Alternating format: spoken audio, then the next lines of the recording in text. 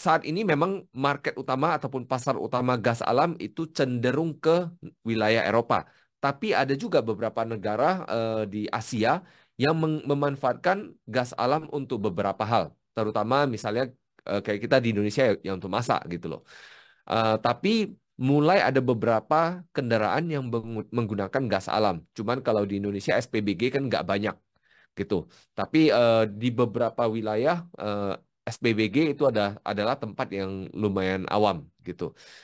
Bahkan ada beberapa mobil yang modelannya pakai tabung gas biasa. Saya juga kurang paham sih gimana gitu. Tapi ya intinya pakai gas gitu.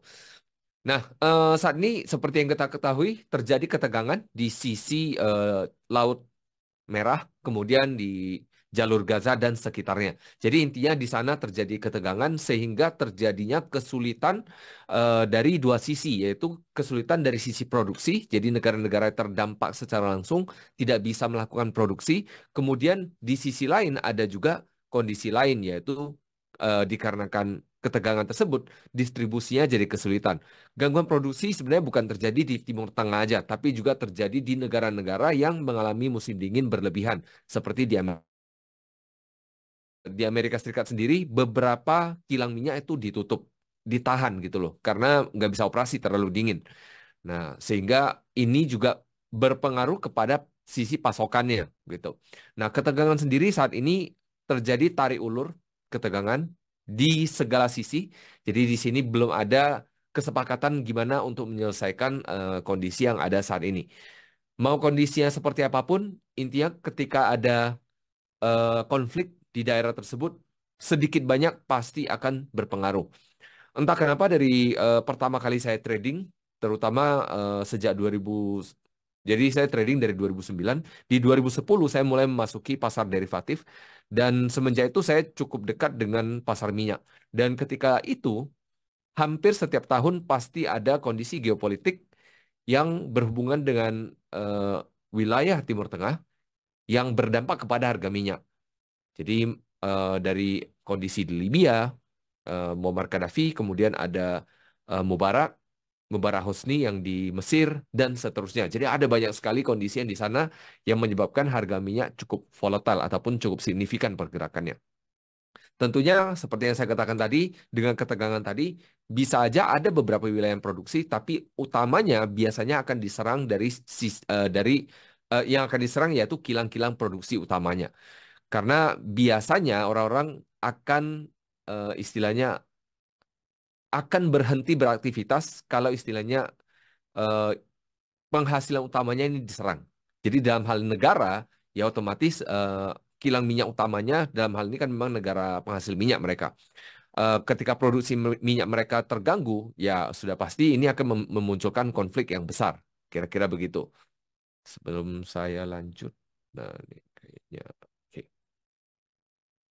Nah, eh, di negara-negara tersebut memang bisa dikatakan minyak adalah hal yang sangat utama. Beda dengan Indonesia, Indonesia dulu memang merupakan negara migas, namun bisa dikatakan 15 tahun terakhir penggunaan minyak itu lebih banyak daripada produksi minyak. Sehingga memang Indonesia keluar dari OPEC dikarenakan kita nggak sanggup ekspor lagi. Bahkan kita sudah impor sekitar 10 tahunan gitu. Jadi ya begitulah. Dikarenakan ya kita juga nggak ada pilihan sih sebenarnya.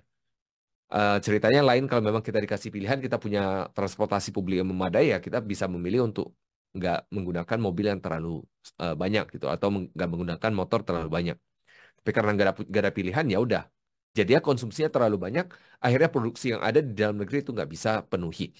Nah, sama dengan berbeda dengan negara-negara yang di Timur Tengah, mereka tidak mengkonsumsi terlalu banyak dikarenakan negara mereka bisa dikatakan tidak terlalu maju secara merata, dan wilayah mereka juga nggak seluas kita gitu loh. Sehingga mereka masih punya banyak minyak untuk diekspor. Nanti kita akan lihat datanya eksportir yang terbesar di dunia. Nah, kemudian biaya distribusi ini juga menjadi problem lain yang mana awal yang mana utamanya ekspor minyak itu berasal dari Rusia, Amerika, dan juga negara-negara Timur Tengah. Tapi dikarenakan ada ketegangan di Timur Tengah, akhirnya eh, ada dua pilihan. Pilihan pertama, mereka tetap beli dari Timur Tengah, tapi terpaksa sedikit lebih mahal dikarenakan kapalnya harus muter. Yang mana ini menyebabkan bengkaknya dua biaya, yaitu biaya perkapalannya sendiri dan juga biaya asuransinya, gitu. Nah, informasi yang bisa didapat di mana sudah pasti yang kami tulis tiap hari, gitu. Nah, sehingga ini membuka peluang kepada negara-negara lain yang punya surplus minyak. Sehingga ada beberapa negara mulai mencari alternatif dari negara tetangga mereka ataupun negara di sekitar mereka. Tujuannya ya untuk memangkas biaya tersebut. Sudah pasti memang negara-negara kecil yang memproduksi minyak, mereka tidak bisa memproduksi dengan harga yang rendah.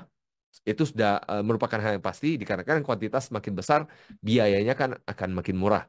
Istilahnya gini, istilahnya kalau saya bisa produksi 1.000 liter dengan satu orang, dibandingkan 10.000 liter dengan satu orang. Kira-kira begitu. Gitu ya. Jadi semakin banyak ya otomatis biayanya akan jatuhnya akan semakin murah. Gitu. Nah, untuk ekonomi dunia saat ini kita bagi menjadi tiga bagian. Yang pertama kita akan bahas dari sisi OPEC. Jadi OPEC sendiri ini adalah negara-negara pengekspor minyak mentah, tapi di sini ada plusnya dikarenakan plus Rusia. OPEC Plus sendiri saat ini memang sudah menginisiasi untuk mengurangi produksi. Dikarenakan ada beberapa hal. Pertama, dikarenakan penurunan harga minyak, jadi mereka memaksakan supaya terjadinya kelangkaan pasokan. Dengan adanya kelangkaan pasokan, otomatis makin dengan istilahnya dengan permintaan yang tetap, pasokan menurun, maka ini menyebabkan harga minyak akan naik. Kira-kira begitu. Jadi istilahnya barang semakin langka ya barangnya jadi semakin mahal. Namun memang kalau kita katakan tahun lalu Rusia sudah berkomitmen kepada OPEC tahun lalu. Eh, Rusia berkomitmen supaya mereka akan memangkas produksinya. Tapi faktanya tahun lalu mereka tidak mencapai target pemangkasannya. Jadi mereka berusaha pangkas tapi tidak mencapai target gitu. Jadi bukannya mereka nggak ada usaha, mereka ada usaha tapi memang nggak capai aja gitu loh. Nggak capai ke target pemangkasannya. Tujuan dilakukan pemangkasan ini ya seperti yang saya katakan untuk menstabilkan harga. Jadi yang mereka lakukan, yang OPEC lakukan adalah menjaga stabilitas harga minyak dunia. Jadi ketika harganya naik, lagi naik-naiknya mereka produksi semakin banyak. Jadi barang makin banjir di pasaran, maka mereka bisa jual dengan harga yang lebih murah. Begitu pula sebaliknya, harga lagi turun-turunnya mereka akan kurangi produksi tujuannya untuk naikkan harganya. Itu dari sisi OPEC. Jadi dari OPEC sendiri mereka sebenarnya ingin memangkas produksi ataupun mengurangi produksi tujuannya untuk naikkan harganya. Tapi di sisi lain, ekonomi Amerika Serikat tidak dalam kondisi yang baik-baik saja. Walaupun angka-angka yang belakangan dirilis itu angkanya baik-baik semuanya. Eh, Ekonominya bertumbuh, kondisi non-farm payroll-nya juga baik, kondisi tingkat penganggurannya juga baik. Namun ada satu angka yaitu angka inflasinya masih tinggi. Sehingga ini menyebabkan The Fed akan menahan suku bunganya lebih lama, yang mana ini akan berdampak kepada dua hal. Yang pertama yaitu inflasinya akan menurun, itu adalah hal yang lagi diinginkan. Yang kedua, dampak jangka panjangnya yaitu ekonomi akan menjadi lebih seret. Karena di Amerika, yang utama menjalankan ekonomi ataupun menggerakkan ekonomi yaitu pinjaman, yaitu mereka pakai kredit. Makanya kenapa ketika suku bunga naik tinggi, otomatis pinjaman mereka jumlah yang pinjaman mereka harus mereka kurangi dikarenakan mereka nggak mau bayar bunga yang terlalu banyak.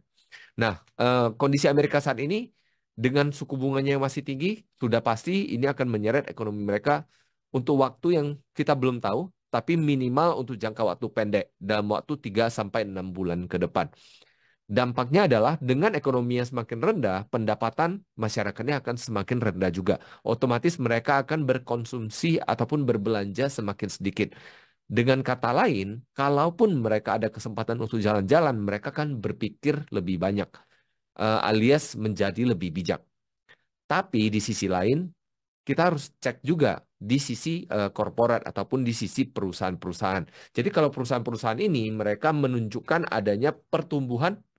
Contoh misalnya kayak kemarin nih, Nvidia menunjukkan angka penjualan dan laba yang lebih besar. Ini kan tentunya memberikan informasi yang baik. Ternyata ekonomi di Amerika Serikat baik. Nah, dari sisi korporat biasanya ada dua konsumsi minyak utama. Yang pertama sudah pasti untuk produksi, untuk yang memproduksi bahan mentah, sorry, yang memproduksi barang. Dan yang kedua adalah biaya perjalanan gitu. Jadi untuk orang-orang perusahaan ini, mereka ketika ketika bisnisnya lagi lancar, mereka kan harus meeting sini, meeting sana, terbang sini, terbang sana, gitu. Sehingga ini menyebabkan permintaannya bisa naik. Tapi secara keseluruhan, permintaan dari Amerika bisa dikatakan cukup stabil. Namun saat ini yang terlihat agak seret yaitu di Tiongkok. Jadi Tiongkok sendiri kalau dilihat ekonomi mereka itu tidak dalam kondisi baik-baik saja sehingga ini menyebabkan permintaan minyak dari Tiongkok ini menurun cukup drastis. Makanya kemarin para penjual minyak ini mereka mencari pasar baru yaitu India. Jadi India menjadi importir lainnya untuk minyak saat ini. Tapi saat ini kondisi Tiongkok yang buruk ini ditambah lagi gagal bayar utang dari si Evergrande, Tiongkok sendiri juga melakukan hal yang sedikit beda gitu. Kalau ikut judul film agak lain dia, gitu ya. Agak lain stimulus Tiongkok ini. Jadi Tiongkok ini dia sedikit lebih kreatif. Mereka malah memangkas suku bunga properti. Jadi suku bunga properti baru dipangkas 2 hari lalu kalau nggak salah, 2 atau 3 hari lalu. Tapi untuk yang KPR 5 tahun gitu. Dan di sisi lain, Tiongkok sendiri sekarang memikirkan berbagai cara untuk membangkitkan ekonomi mereka kembali. Membangkitkan ekonomi mereka dalam hal ini bisa saja tidak dari sisi manufaktur lagi. Jadi seperti yang kita ketahui kan hampir semua barang yang kita pakai ini buatan Tiongkok. Kedepannya mungkin akan lebih menyebar. Mungkin ke India, Vietnam, Thailand, mungkin Indonesia juga kecipratan gitu loh. Ya mungkin Bapak Ibu juga tahu kan. Misalnya ada beberapa handphone seperti Samsung kan ada yang diproduksi di Indonesia juga gitu. Jadi ini memberikan dampak yang bagus kepada kita sebagai satu negara negara tujuan lainnya gitu. Nah, dari sisi kita Indonesia tentunya supaya kita bisa menampung peluang ini, ya tentunya kita harus mempersiapkan dari sisi skill, dari sisi pengetahuan kita supaya kita bisa menampung permintaan ini gitu. Nah, salah satu usaha yang ataupun salah satu lini bisnis yang sangat terkenal untuk di Indonesia yaitu konveksinya. Nah, konveksi di Indonesia bisa dikatakan itu di jajaran top gitu loh, di atas gitu loh.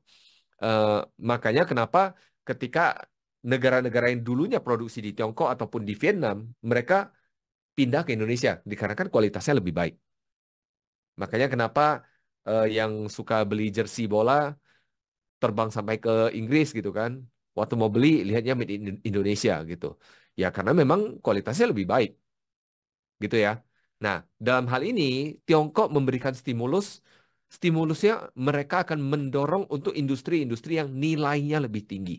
Dalam hal ini tentunya cenderung condong ke sektor teknologi, bukan ke manufaktur biasa lagi, tapi ke teknologi. Teknologi kalaupun manufaktur itu pun manufaktur yang lebih rumit.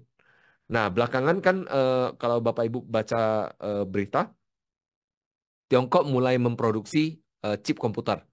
Dulunya kan enggak, dulunya kan hanya Taiwan, Amerika, dan juga Korea. Nah, sekarang Tiongkok juga mulai masuk, mulai mau berlomba dari sisi chip komputer. Ini juga ada benefit untuk Tiongkok sendiri, dikarenakan ada ketegangan dengan Amerika Serikat dan saling curiga gitu loh. Jadi intinya Tiongkok juga tidak memiliki hubungan yang terlalu baik dengan negara Barat gitu. Jadi mereka mau nggak mau mereka juga harus memikirkan cara untuk bisa produksi sendiri. Nah, tentunya dengan Tiongkok akan bergeser fokus ke ekonomi yang lebih mahal, ekonomi-ekonomi yang lebih murah ini akan digeser ke negara-negara lainnya, gitu. Nah, dalam hal ini ya mudah-mudahan keciprat kita, gitu ya. Nah, sampai di sini ada yang mau ditanya?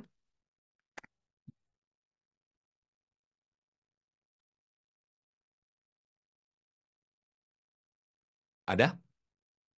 Ada yang mau ditanya? Nggak ada? Oke. Nah, kalau nggak ada yang mau ditanya, eh, saya akan lanjut dulu. Nanti kalau misalnya ada, silakan masukkan ke kolom Q&A ataupun ke kolom chat. Saya cek. Oke. Eh,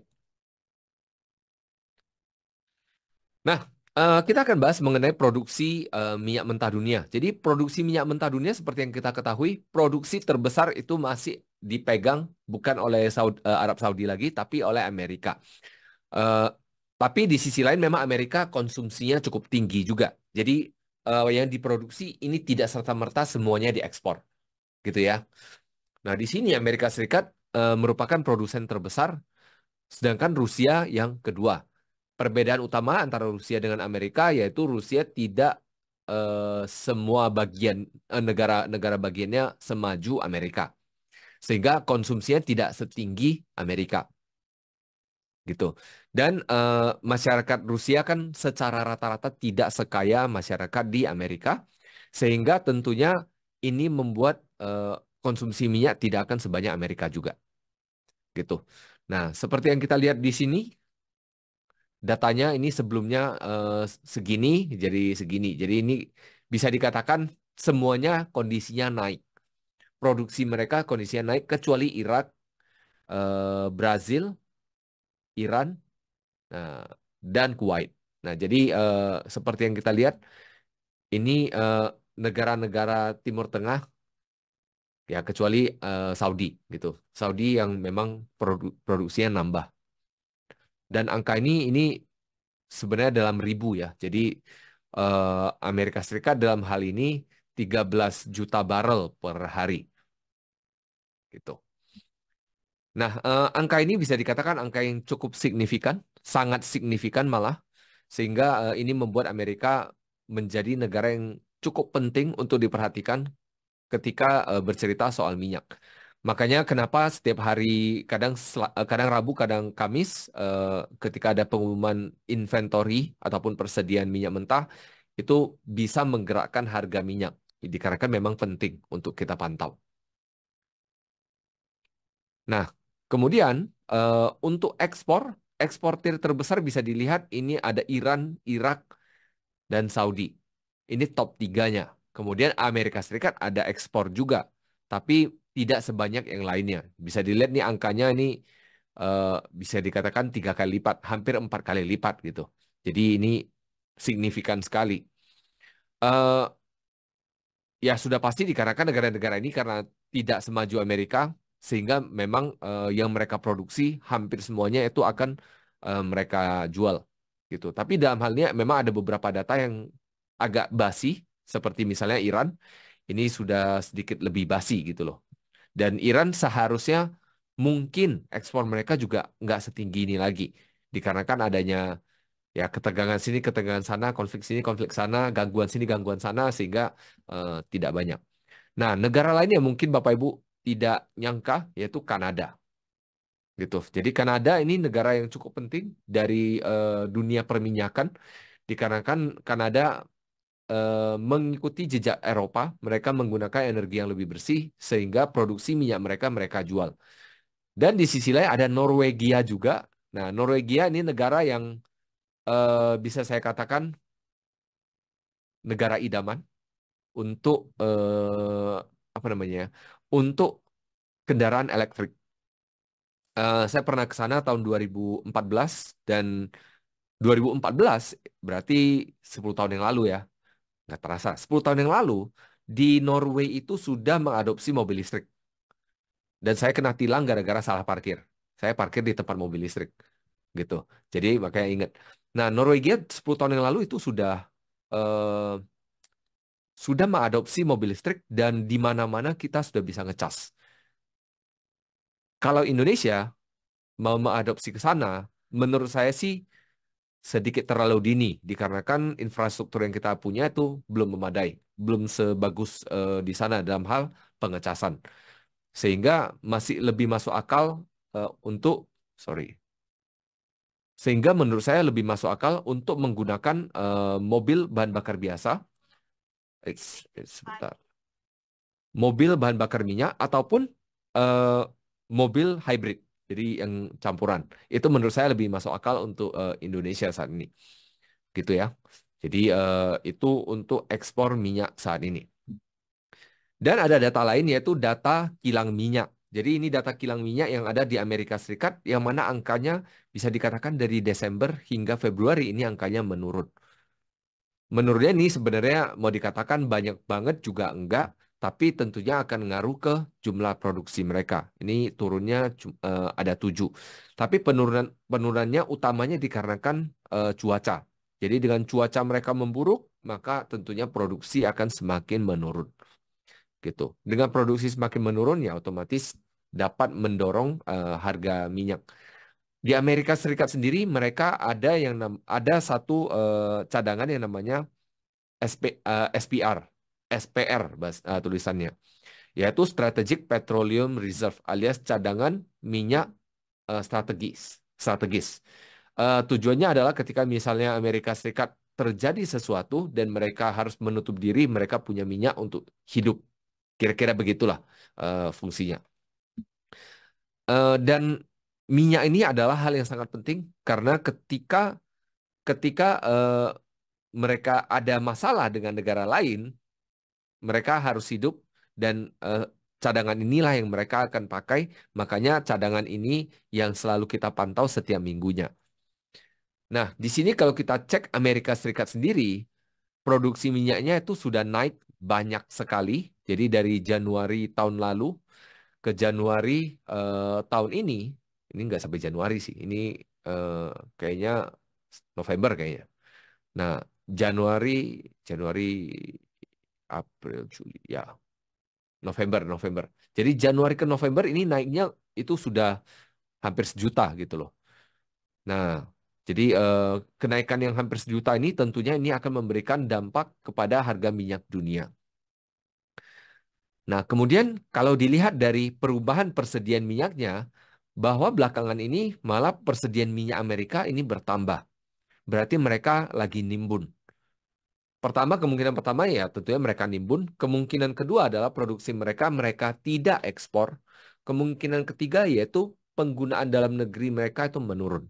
Jadi ada 3 kemungkinan. Tentunya kalau mereka menimbun, ya ini sudah pasti ada rencana strategis mereka. Kalau mereka tidak gunakan, berarti ada kemungkinan ekonomi dalam negerinya lagi seret. Kemungkinan ketiga, kalau mereka tidak ekspor, berarti ada kemungkinan bahwa mereka lagi ya nimbun minyak aja gitu loh.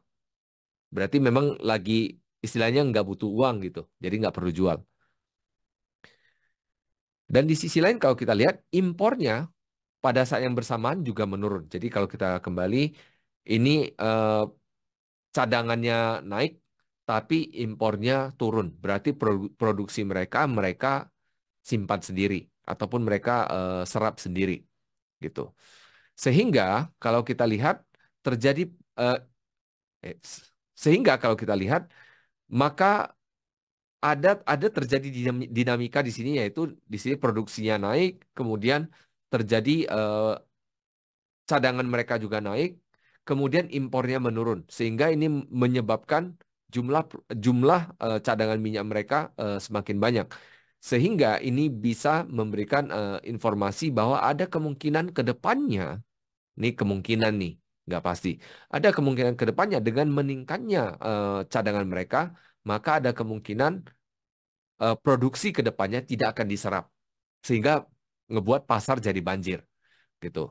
Nah, tapi kalau di Amerika Serikat mereka ada punya 2 data. Dan jadi data pertama ini dari EIA ataupun Energy Information and Administration, satu lagi dari API ataupun American Petroleum Institute. Yang lebih sering kita baca yaitu dari EIA, tapi kalau mau baca dari API juga boleh. Ini bisa untuk eh, mengkonfirmasi. Jadi ini stock change-nya juga. Jadi ini naik, ini juga naik. Jadi harusnya secara trennya harusnya 11-12 gitu. Jadi kalau bisa kita lihat konsumsinya minyak minyak dari Amerika Serikat bisa dilihat dari produksi dikurangi ekspor bersih, kemudian dikurangi juga dengan perubahan stok mereka. Jadi kita bisa dapatkan konsumsi mereka. Jadi dalam hal ini produksinya naik, kemudian ekspornya tidak naik. Dalam hal ini impornya turun, ekspornya naik, impornya turun, gitu kan?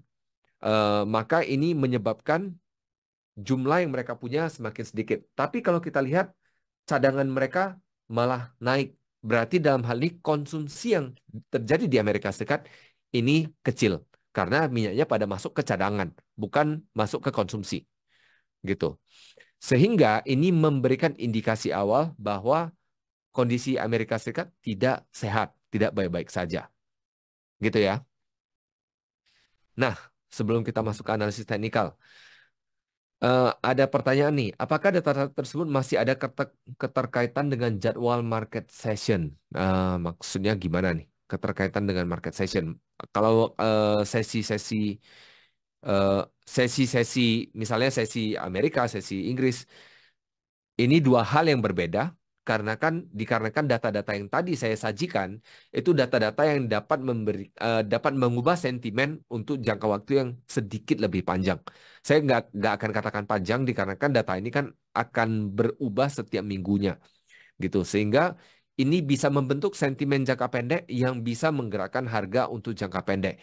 Tapi balik lagi, saya tidak akan menyarankan serta-merta hanya menggunakan data tersebut untuk trading, dikarenakan akan sangat berbahaya sekali, gitu ya. Jadi data boleh ada, data boleh dibaca, data boleh diikuti, tapi setelah data kita ambil, kita proses dulu, analisis dulu, baru kita munculkan yang namanya informasi. Gitu ya. Jadi data udah masuk, jangan pakai data ini langsung trading. Tapi datanya ambil, diproses, baru ambil keputusan. Gitu. Nah, biasanya saya cenderung akan menggabungkan keduanya. Dengan ada kedua data ini, tentunya ini memberikan kita informasi yang lebih menyeluruh. Gitu. Oke? Nah, untuk analisis teknikal, saya akan, wah, terang sekali. Saya akan gunakan Exness Web Terminal. Sebentar. Oke, ini udah ada US Oil. Saya akan gunakan Exness Web Terminal. Jadi untuk Bapak Ibu yang nggak tahu apa itu Exness Web Terminal, Bapak Ibu boleh masuk ke personal areanya, buka akun MT5, demo saja. Saya nggak akan sarankan buka akun real langsung, supaya Bapak Ibu bisa tes-tes dulu. Pencet ini, pencet itu gitu. Klik ini, klik itu, coba ini, coba itu. Coba fiturnya dulu. Kalau cocok dan oke untuk pakai MT5, ya ini bisa jadi salah satu pilihan. Dan menurut saya ini adalah salah satu platform yang sangat cocok untuk Bapak Ibu gunakan untuk belajar. Dikarenakan ada fitur replay ini. Jadi fitur replay saya kasih contohnya, misalnya saya balik nih ke candle yang kemarin. Nah, oke. Saya balik nih ke candle tanggal 1 November. Ya udah saya buat aja analisis gitu loh. Analisis kemudian kalau mau lebih real ya udah kasih aja misalnya panah gitu. Mana nih? Panah misalnya. Ya udah anggap misalnya turun misalnya. Ya udah lihat dulu, lihat aja nextnya gimana. Dia naik apa turun. Ini contoh. Gitu ya. Jadi ini adalah salah satu fitur yang Bapak Ibu bisa gunakan. Dan sudah pasti nggak bayar. Nah, itu yang tidak kalah penting. Makanya kenapa saya katakan gunakan demo aja. Oke, jadi di sini kalau kita lihat harga minyak sebenarnya di time frame daily itu sebenarnya tidak menunjukkan pergerakan harga yang terlalu signifikan. Tapi sebelum ke daily, kita ke weekly dulu, kita lihat kondisi minyak mentah. Jadi kondisi minyak saat ini kalau kita lihat belakangan ini bisa dikatakan mau naik juga tidak apa namanya, tidak agresif, tidak signifikan naiknya. Jadi naiknya ini pelan-pelan. Tapi saya juga tidak mengatakan bahwa harga akan turun lagi lebih dalam. Dikarenakan menurut saya kondisi saat ini sebenarnya menandakan bahwa ada peluang harga naik, tapi memang belum matang trennya, gitu. Jadi kalau di dunia saham ya bisa dikatakan bandar lagi ngumpul barang, kira-kira gitu.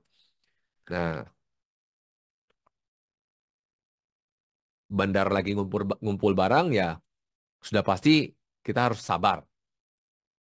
Dari sisi time frame daily kalau kita lihat harganya tertahan di 78,5 sudah cukup lama. Jadi kemarin November itu sempat ya setelah sempat naik kemudian dia turun jebol gitu kan. Retest berkali-kali gagal kemudian sempat anjlok ke $68 gitu. Kemudian harganya retest kembali di akhir bulan Januari, kemudian tiba-tiba anjlok baru naik kembali ke sini.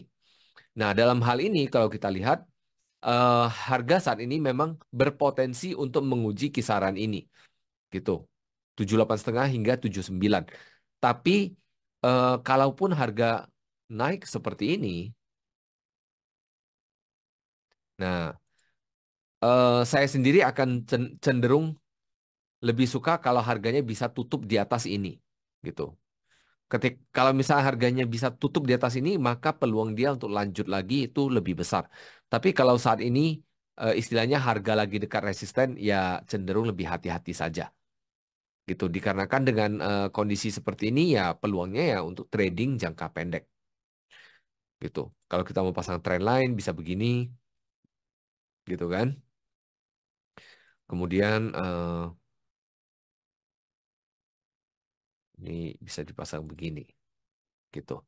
Nah, kira-kira begitu. Jadi harganya itu masih di dalam rentang ini, tapi belum menunjukkan pergerakan yang lebih signifikan. Saat ini kalau saya lihat untuk jangka pendek, ada peluang harganya untuk turun ke sekitar 76 dulu, eh, baru ngegocek ke atas lagi. Itu ada peluang jangka pendeknya. Gitu. Jadi menurut saya untuk jangka pendeknya ada peluang seperti ini kira-kira. Nah, kalau kita lihat di time frame yang lebih kecil, misalnya di 4 jam, nah 4 jam kita nggak bisa pakai yang tadi. Nah, untuk 4 jam, kalau kita lihat, ini harga sudah naik sampai di sini, kemudian harganya turun, jebol ke bawah sini, lalu tiba-tiba dia retrace kembali ke atas. Dan ini menurut saya wajar sekali. Jadi dengan harganya naik kembali begini dan belum selesai, ada peluang harganya itu untuk turun dulu, baru retest, baru turun. Jadi mungkin aja bisa bergerak demikian. Gitu. Eh, Menurut saya ini ada peluang dikarenakan ketika harganya bergerak demikian dan harganya belum menyelesaikan yang di sini, ada kemungkinan harganya bisa selesaikan yang di sini dulu. Apakah besok atau lusa saya nggak tahu. Lusa nggak buka ya, Senin gitu. Kira-kira begitu.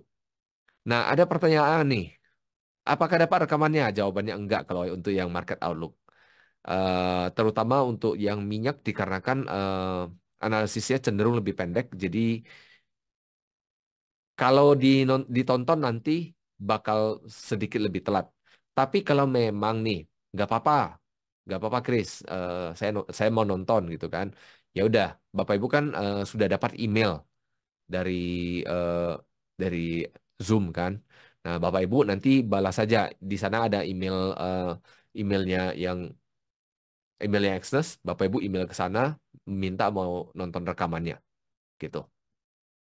Nanti akan dikasih akses maksimal sampai 1 minggu. Gitu ya. Jadi seperti biasa. Oke, ada pertanyaan lain? Misalnya eh, mau ngecek-ngecek yang lain, mumpung kita punya cukup banyak waktu. Ada? Ada instrumen lain yang mau kita cek?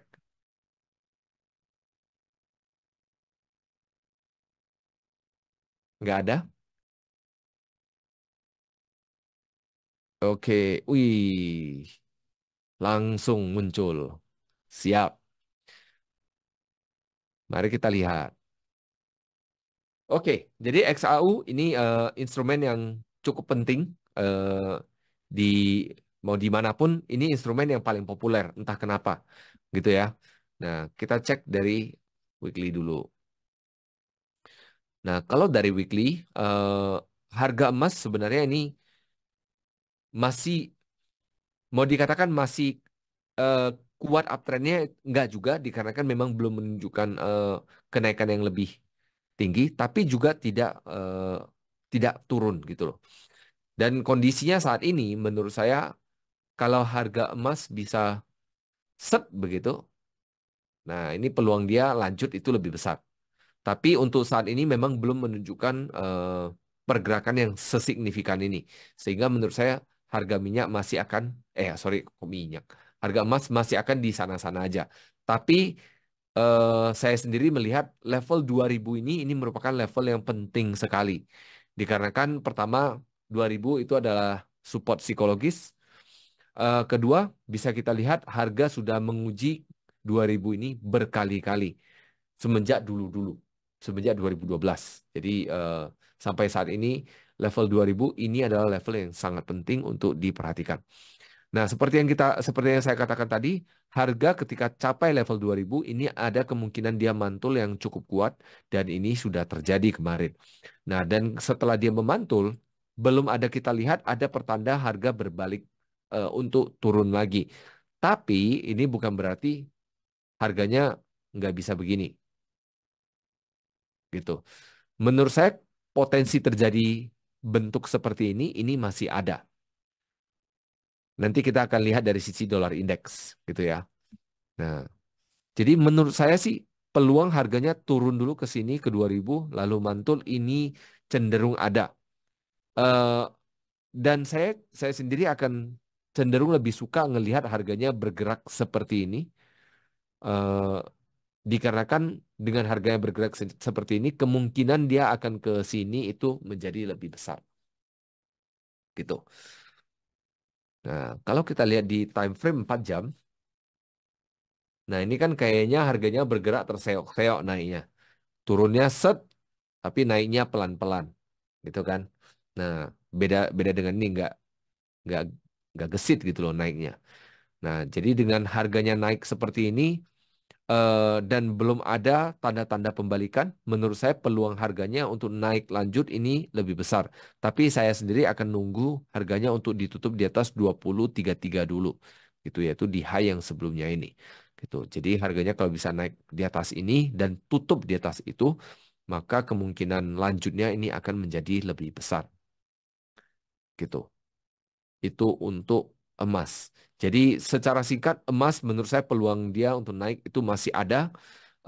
Belum selesai-selesai amat, tapi memang saat ini harga emas cenderung tertahan.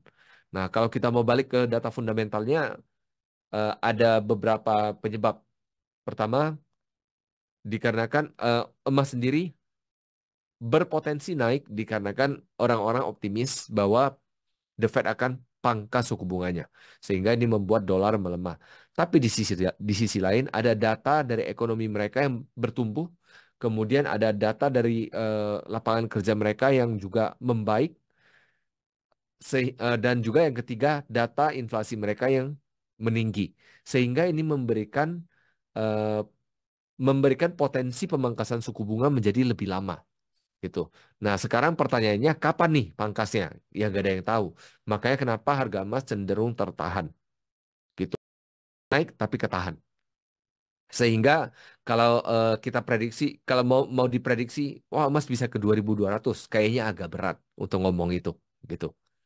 Jadi, kalaupun naik, menurut saya akan cenderung terbatas dulu.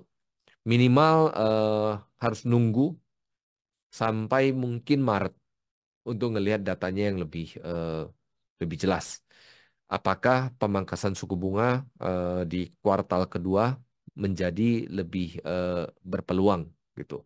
Dikarenakan untuk saat ini kalau dilihat datanya eh, peluangnya semakin rendah. Ya, kita lihat dari ini CME Fed Watch Tool. Nah, 27 hari lagi FOMC gitu kan. Nah, Bapak Ibu bisa lihat ini kondisi pemangkasan. Nah, ini kondisi bunga saat ini. Bisa dilihat di bawah ini. Saat ini probabilitas terjadinya pemangkasan hanya 4,5% dibandingkan 1 bulan yang lalu di 42%. Bahkan beberapa 2 bulan sebelumnya kalau nggak salah itu di sekitar 90% kalau nggak salah. Sebentar, saya coba cek di sini. Bisa dilihat nggak ya? Historical. Nah, ini yang keriting-keriting. Saya coba hilangkan.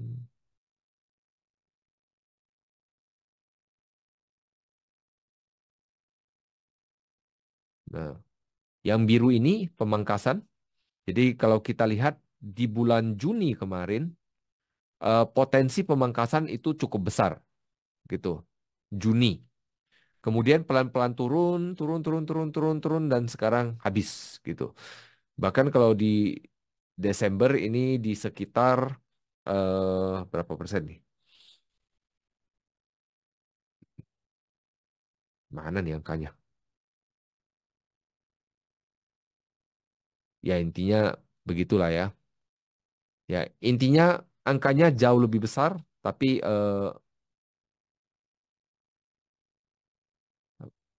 tidak sebesar.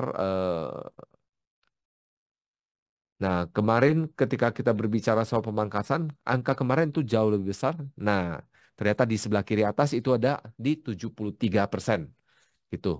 Sempat angkanya mencapai 73% di Desember tanggal 27. Kemudian angkanya menurun hingga saat ini.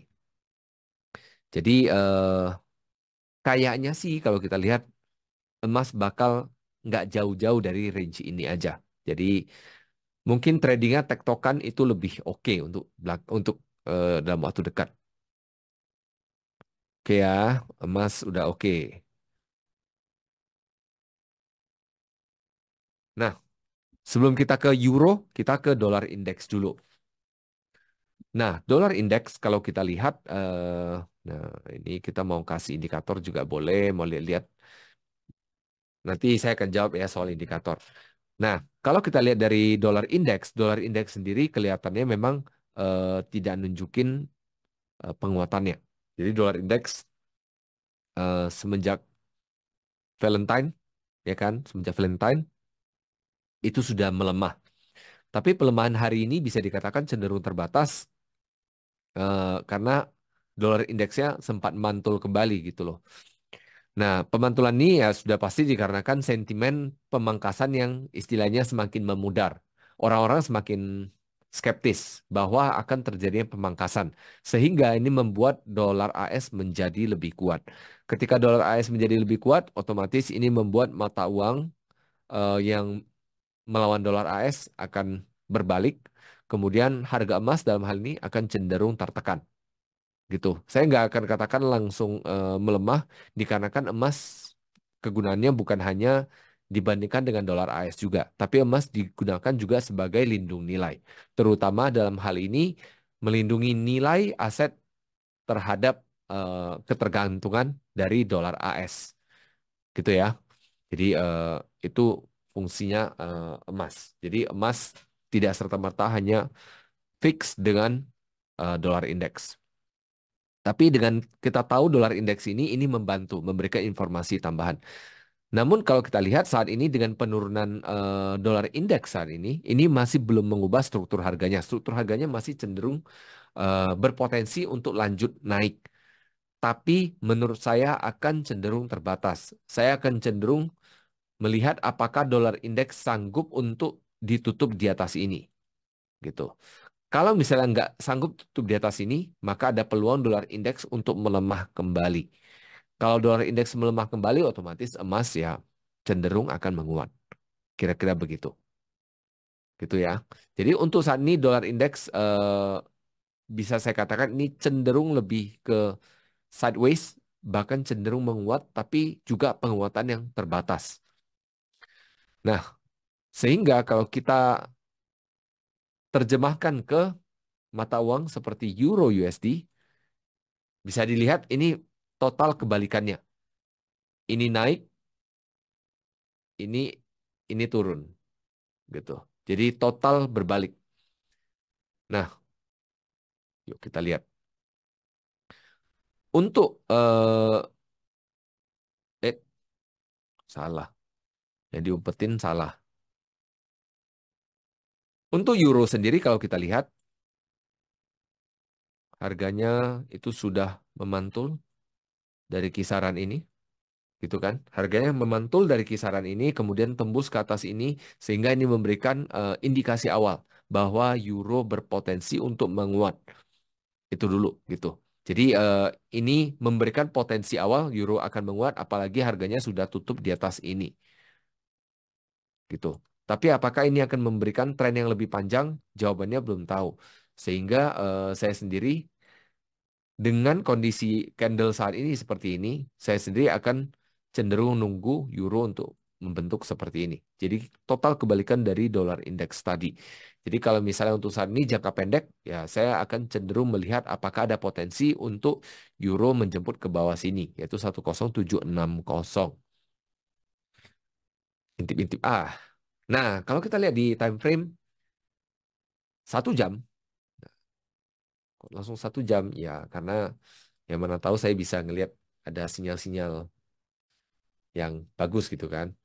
Nah, saat ini euro untuk 1 jam ini masih cenderung menguat, belum ada tanda-tanda pembalikan sama sekali, tapi memang ada eh, bisikan-bisikan yang kemungkinan bisa menjadi awal mula entry untuk koreksi dulu gitu. Nah, kalau kita lihat di time frame ini, nah kelihatan ada peluang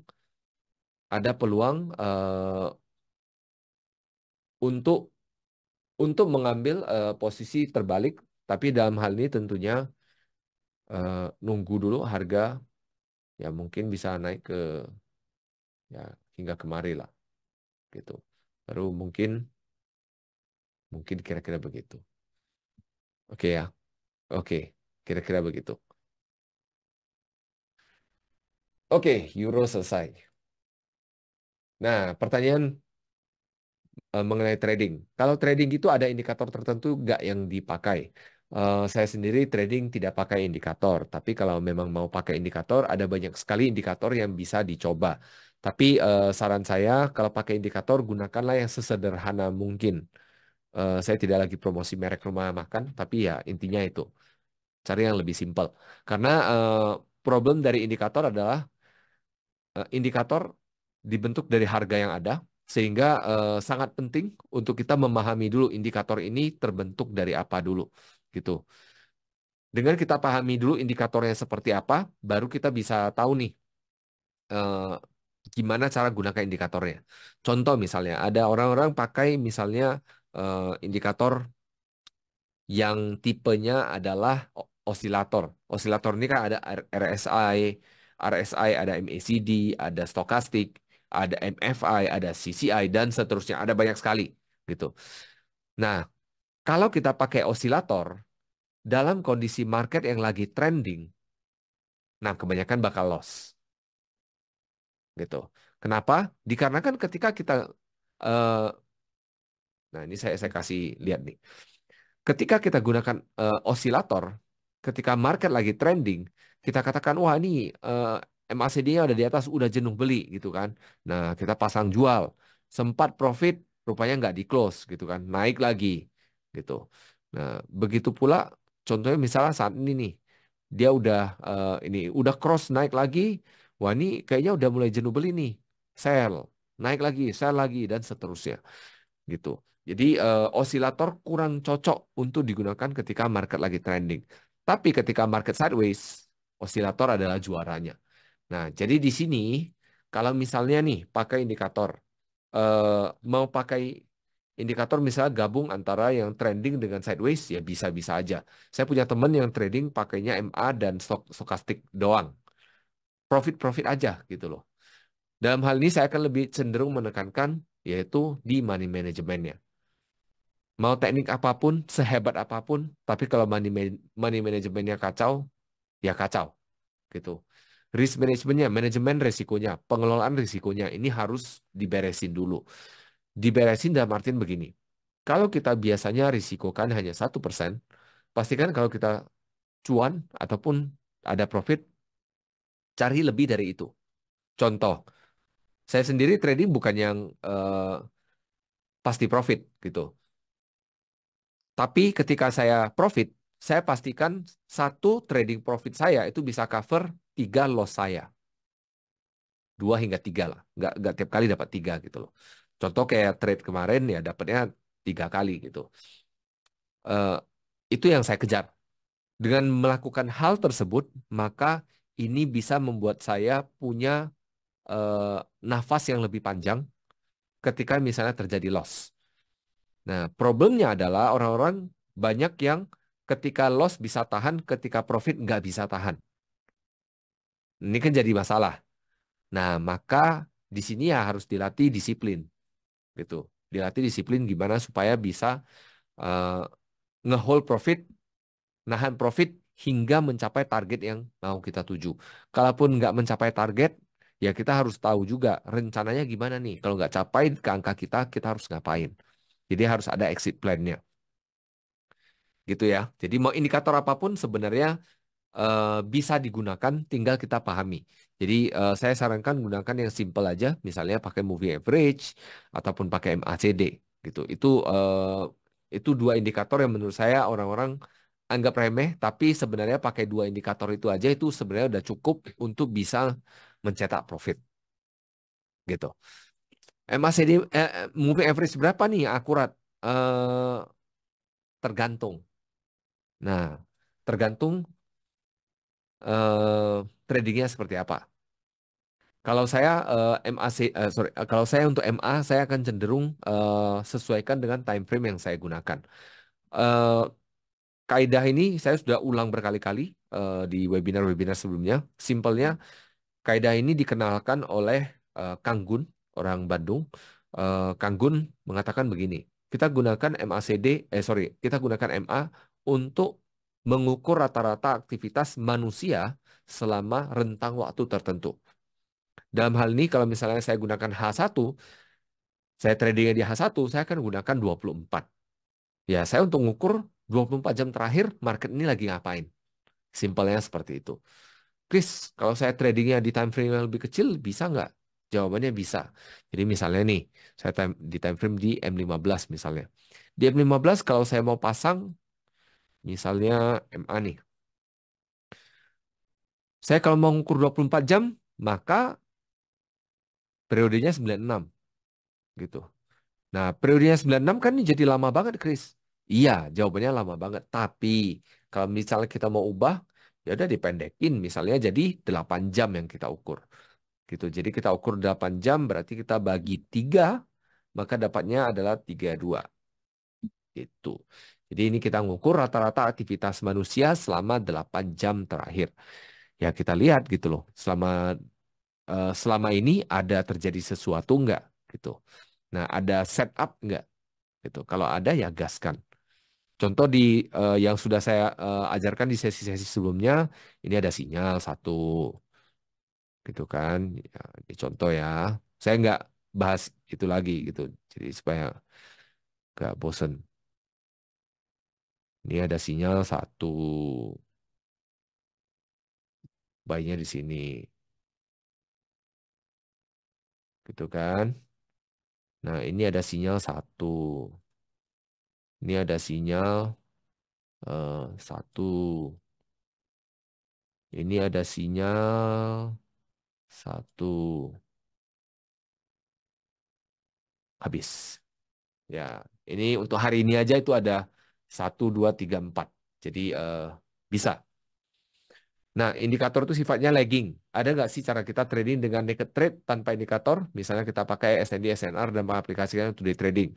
SND, SNR bisa. Tinggal kita pahami cara penggunaannya. Gitu. SND kan ada zone-nya kan, ada apa? Rally base rally, drop base drop, sama drop base rally, rally base drop. Lalu ada FTR ya. Ya FTR atau FTB kan, dan ada decision point dan lain-lainnya. Ya silakan pelajari gimana penggunaannya. Dan menurut saya alangkah lebih baik kalau memang menggunakan satu teknik, eh, pastikan kita manut di satu teknik itu aja gitu. Jangan kita pakai satu teknik lalu dicampur-campur jadinya nanti pusing gitu. Contoh SND dengan SNR. Ada kemiripan tapi agak susah untuk digabungkan. Jadi kalau digabung nanti malah yang ada pusing jatuhnya, bukan malah makin akurat. Nah, apa aplikasinya untuk day trading sebenarnya sama, tinggal ganti time frame-nya, gitu kan. Pastikan sudah paham di time frame besarnya seperti apa, jadi kita tahu di time frame kecilnya itu kayak gimana. Gitu ya. Nah, jadi semoga menjawab pertanyaannya. Oke, jadi bisa dikatakan itu adalah pertanyaan terakhir yang menutup sesi hari ini. Jadi Bapak Ibu, kalau misalnya nanti ada pertanyaan lagi, Bapak Ibu boleh hadir di sesi berikutnya di 2 minggu lagi. Atau misalnya untuk Bapak Ibu yang sudah mencapai premier. Gimana taunya? Bapak Ibu masuk ke personal area, nanti di atasnya itu ada tandanya premier. Atau di aplikasi Bapak Ibu bisa cek di eh, di mana nih? Nah, di aplikasi di bagian profile, nah nanti di sini ada di tengah-tengahnya itu ada nih, ada tulisannya Premier gitu loh. Nah, jadi Bapak Ibu bisa lihat. Kalau sudah Premier ya nanti Bapak Ibu bisa ngomong ke akun manajernya untuk ajak saya ngobrol berdua. Beneran berdua saja online gitu. Masih online, kita masih hanya online aja karena ribet kan terbang-terbang. Jadi bisa ngobrol online, bahas soal trading gitu kan. Jadi Bapak Ibu bisa lebih memahami kalau misalnya ada yang tidak dipahami gitu. Jadi itu saja sesi hari ini. Semoga bermanfaat untuk Bapak Ibu. Jadi pastikan Bapak Ibu hadir lagi di sesi-sesi berikutnya dan ikut sosial media dari Exness. Jadi kalau misalnya saya ada ucapan yang salah, mohon dimaafkan ya Bapak Ibu ya. Eh, Selamat malam dan selamat beristirahat. Terima kasih. Bye-bye.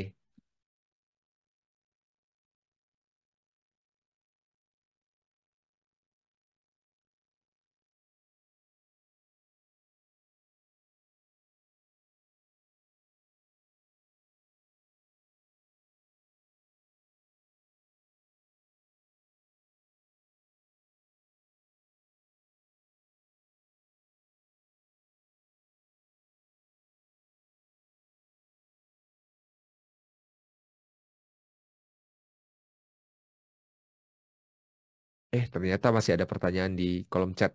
Mumpung orangnya belum belum belum pergi. Ini apakah harga emas mempengaruhi harga minyak?